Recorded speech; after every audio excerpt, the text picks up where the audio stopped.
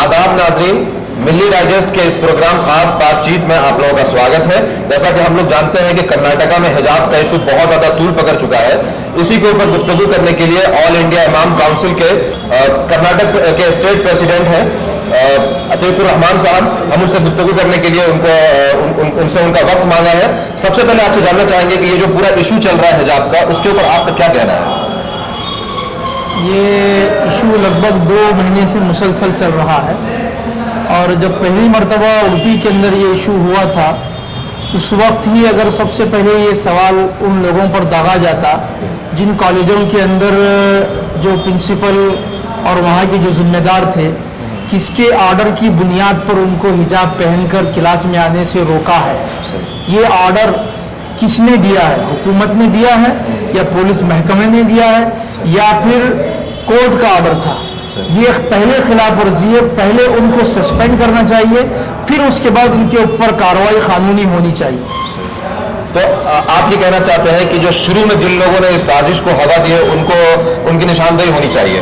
अब तो चूंकि मामला बहुत ज़्यादा आगे बढ़ चुका है, तो मैं आपसे अवामुन्नास के लिए जानना चाहूँगा कि हिजाब का जो मसला है वो इस्लाम में कितना इंपॉर्टेंट है।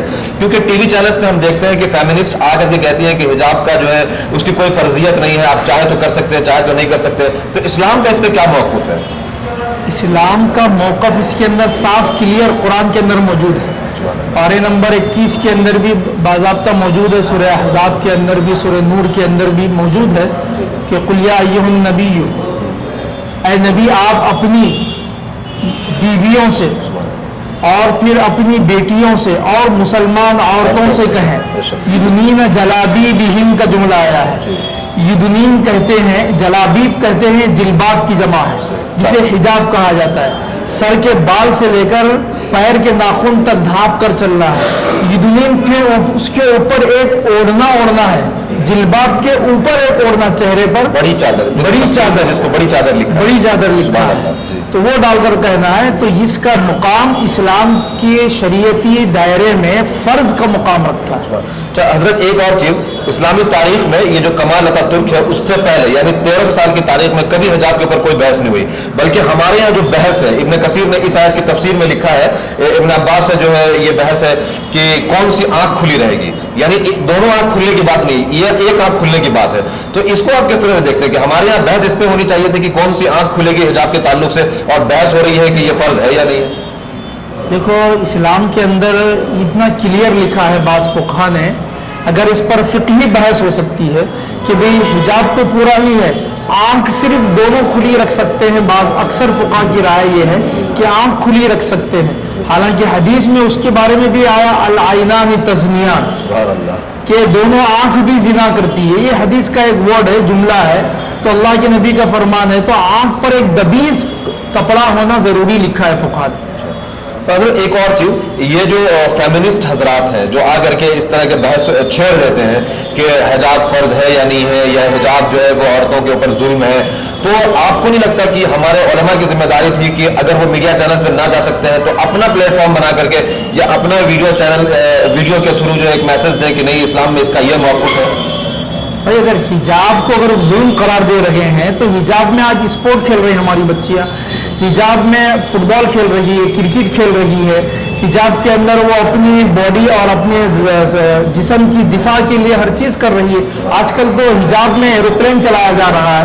तो ये दुनिया का पूरी दुनिया हर कोई देख रहा है कि भाई आज हिजाब किसी पर जुल्म नहीं है।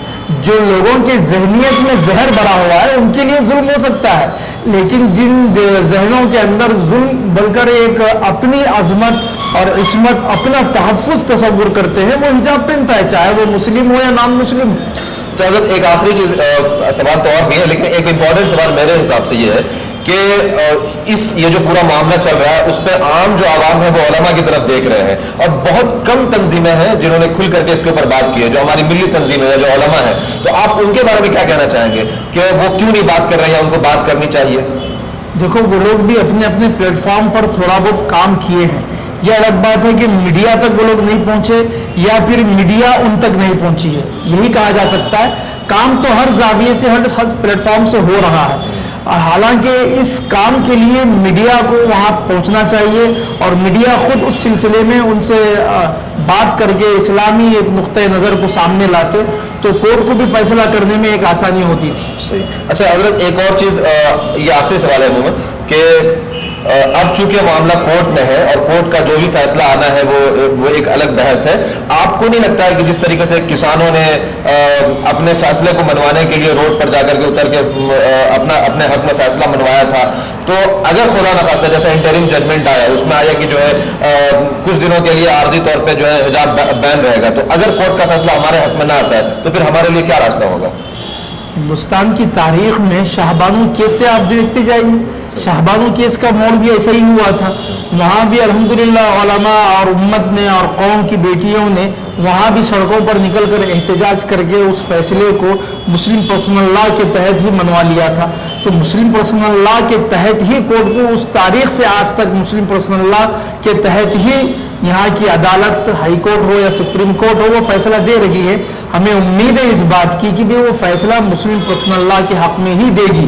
کیوں؟ اس لیے کہ یہ ہمارا ایک رائٹ ہے، آرٹیکل 25 سے لے کر 29 تک، اور اسی طرح سے ہم دیکھتے ہیں کہ آرٹیکل 14 آرٹیکل 19 کے اندر بھی ہمارا رائٹ اس کے اندر موجود ہے. تو ہمیں کھانے پینے پہننے کی کھلی آزادی ہے اس ملک کے اندر.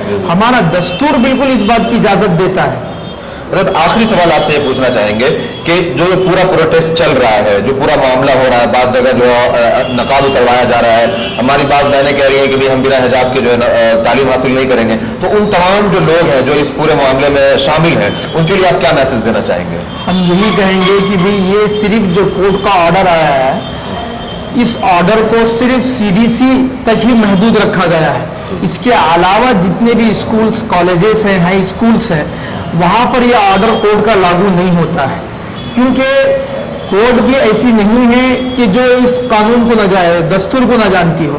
اس نے دستور کے دائر ہی میں یہ فیصلہ دیا ہے کہ جب تک مکمل فیصلہ نہیں آئے گا CDC سے ہٹ کر اگر یہ قانون کو لاگو کرنے کی کوشش کر رہا ہے آرڈر کو، وہ سراسر ظلم کر رہا ہے اس بھارت واسیوں پر. اور بھارت واسیوں اور بھارت ناریوں اور بھارت کی اس بیٹیوں پر اگر ظلم ہوتا ہے تو تاریخ ہماری بھری پڑی ہے کہ ہم نے اپنے خون جگر سے اس ملک کو جب آزاد کیا ہے تو اپنے حقوق کے لیے ہم اپنی جانوں کا نذرانہ بھی دیں گے. اس لیے کہ دستور اس بات کی اجازت دیتا ہے کہ ہم خاموش نہیں بیٹھیں. بہت شکریہ آپ کا. تو ہمارے صدر یہ بتا رہے تھے کہ ہمیں عدالت کا جو فیصلہ ہے اس کا انتظار کرنا ہے اور ان کو پوری امید ہے کہ وہ جو پرسنل لا ہے مسلمانوں کا اس کا خیال رکھتے ہوئے فیصلہ دیں گے. تو بہت شکریہ آپ کا ہم سے گفتگو کرنے کے لیے. ملی ڈائجسٹ کا یہ پروگرام آپ کو کیسا لگتا ہے ہمیں کمنٹ میں ضرور بتائیے اور ہمارے کام کو سپورٹ کریے اور ہمارے چینل کو سبسکرائب کریے. شکریہ. Thank you sir. السلام علیکم.